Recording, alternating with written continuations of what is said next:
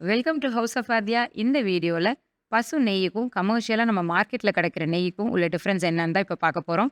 இது பாருங்க கவ் கீ. நம்ம வீட்லயே பசும் பால்ல வெண்ணெய் எடுத்து, அத நம்ம நெய்யாக்கி செஞ்ச நெய் இது. இது பார்த்தீங்கன்னா, உங்களுக்கு மணல் மணலா இருக்கும். டெக்ஸ்சர் உங்களுக்கு ரொம்ப சூப்பரா இருக்கும். கலர் பாருங்க நல்ல எல்லோ கலர்ல இருக்கும். இது வந்து கமர்ஷியல் நெய். கமர்ஷியல் நெய்ங்கிறது நான் மார்க்கெட்ல கிடைக்கிற லீடிங்கான பிராண்ட தான் எடுத்திருக்கேன். இதில டிஃபரன்ஸ் தெரியுது பாருங்க. லைட் சந்தன கலர்ல இருக்கு. கொஞ்சம் கெட்டியாவும் இருக்கும். உங்களுக்கு டெக்ஸ்சர் பார்த்தீங்கன்னா, கொஞ்சம் கெட்டியாகும். அந்த அடியிலலாம் பார்த்தீங்கன்னா, நல்ல கெட்டியா இருக்கும். ஸோ இதுதான் அந்த கமர்ஷியல் நெய். ஸோ இதில பாருங்க, இப்ப இந்த டெக்ஸ்சர் நாங்க நல்லா நீங்க க்ளோஸ் அப்ல பார்க்கலாம். இது நல்ல மணல் மணலா இருக்கும். நல்ல ப்ராப்பரா ஹோமோஜனைஸ் ஆயிரும். ஏன்னா இதோட மெத்தட் அப்படி. நம்ம வந்து நல்லா வெண்ணெய கடைவோம். நம்மளே ட்ரெடிஷனலா பாரம்பரியமா செய்ற மாரி கடைஞ்சு எடுத்து பண்றனால, உங்களுக்கு அந்த ஃபேட் எல்லாம் நல்லா பிரேக் ஆயி, உங்களுக்கு யூனிஃபார்மா டெக்ஸ்சர் கிடைக்கும். ஆனா இதில பாருங்க ஹோமோஜனைஸ் ஆயிருக்காது ப்ராப்பரா. ஏன்னா பல்கா செய்றாங்க. ஸோ ஹோமோஜனைஸ் ஆகலன்னா, இந்த மாரி உங்களுக்கு கட்டி கட்டியா விழுந்துரும்.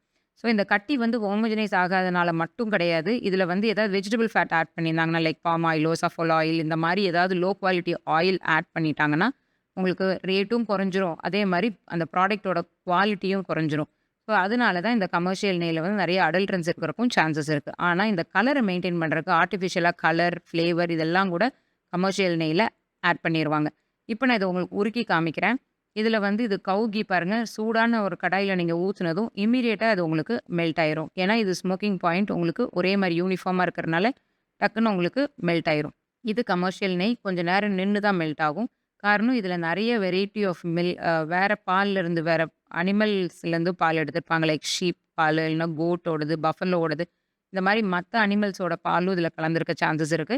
அதே மாரி வெஜிடபிள் ஃபேட்டும் இதுல இருந்ததுன்னா, கண்டிப்பா உங்களுக்கு மெல்ட் ஆகறதுக்கு டைம் எடுக்கும். இப்ப மெல்ட் ஆன நெய்யோட கலர்லயும் பாருங்க, உங்களுக்கு டிஃபரன்ஸ் தெரியும்.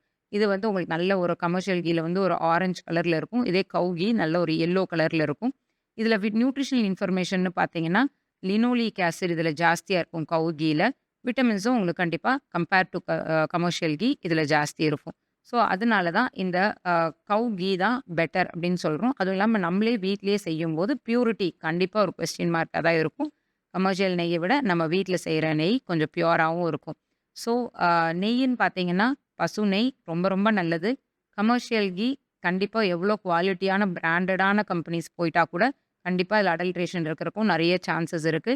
ஸோ, அதனால பசு நெய் வீட்லயே செய்றது தான் ரொம்ப நல்லது. Thank you.